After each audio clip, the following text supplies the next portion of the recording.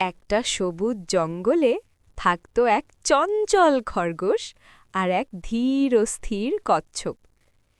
খরগোশ খুব দৌড়াতে পারত, তাই সে সব সময় কচ্ছপকে নিয়ে হাসাহাসি করত। একদিন খরগোশ বলল, এই কচ্ছপ, তুমি তো হাঁটতেই হাঁটতেই দিন শেষ করে দাও। কচ্ছপ শান্তভাবে বলল, দেখবে, ধীরে চললেও আমি লক্ষ্যে পৌঁছাতে পারি। খরগোশ হেসে বলল, তাহলে চলো দৌড় প্রতিযোগিতা হোক।